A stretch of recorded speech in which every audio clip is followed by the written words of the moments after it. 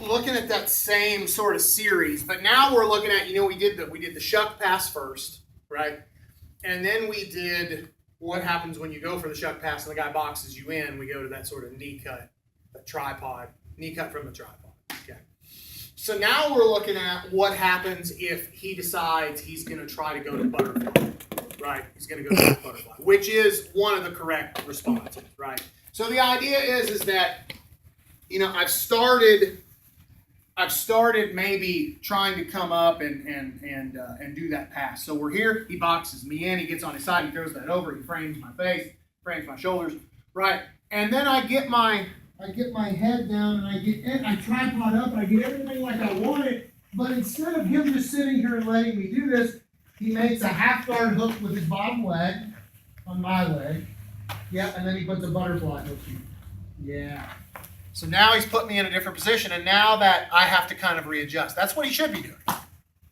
That's one of the best ways for him to defend that position, right? He transitions sort of to this. So, beating this once he gets here. So what I'm going to do is we're gonna transition right from this position. Kind of depends on what he does, right? But the same thing, what I want to do is I want to control his leg down here. I want to keep my head low, just like before. I'm going to tripod up. But this time I don't have to be under his armpit anymore. Because he's not framing anymore. He's playing butterfly guard. He's not trying to frame me away. But I'm staying up. And now what I'm going to do, right, is I'm going to switch to a head control. I'm grabbing inside of his armpit. You're trying to get the first knuckle of your middle finger in that armpit. Okay. Now from here, what I'm going to do is I'm going to post out wide, and I'm going to roll my hip to the floor. As I do that, this opposite foot is going to make a hook on his leg. And what that allows me to do is to sort of unhook my foot, and then I can just use this to sort of swallow the leg and go right in the mouth. Okay, really, really, really simple way to defend it. So we're in that same position, right, where the leg is across, and we're trying to kind of get to that sort of tripod type position, but he decides to put me in half guard. Yeah, right? So now once we're here, I'm not worried about having the underhook anymore. He's not worried about it. So I'm going to move my head, right? Okay. Now, once I'm here, I'm still kind of tripoded up, right? I'm going to move to the opposite side and get head control. Lifting the arm to get that sort of grip underneath here. Right? Now, once I get here, I'm going to post out wide, and I'm searching for a hook. Right? Now, there's several different ways we can do this. If I have to, I can kind of dig until I find that hook. But that's what I want with my toes flared.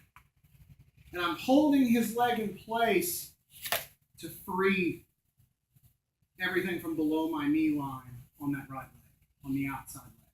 Now from here, we're rolling the hip to the mat to kill it. Because that butterfly right there can still cause us a problem.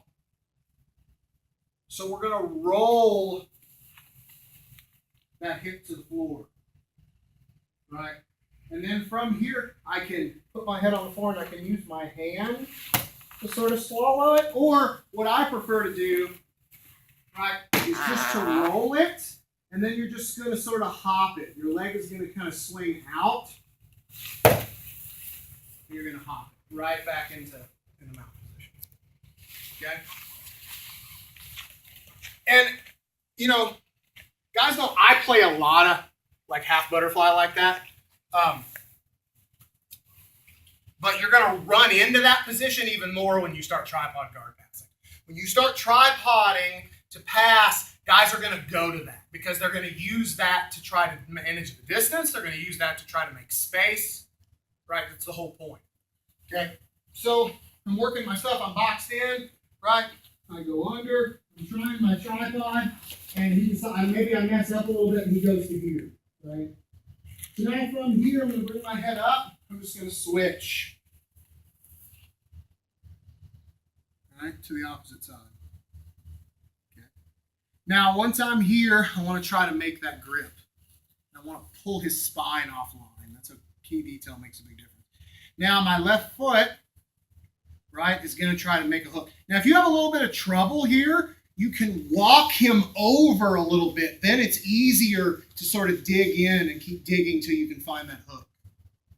And I'm going to use that hook to sort of push as I peel everything from below my knee line on my outside leg. Now my hand goes out wide for base, and I'm going to roll that hip to the mat to kill that hook. Because again, from right here, that hook is still very much in play. He can still lift with it, right? It can still cause me problems. So that's why I'm rolling that hip. And that's why this hand out here for base is so important.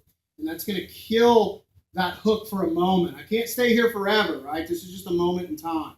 Can't hang out here forever, right? So then I'm going to use it to just sort of hop, right, the leg over, right into our mount position. Now again, put your butterfly back in. Yeah.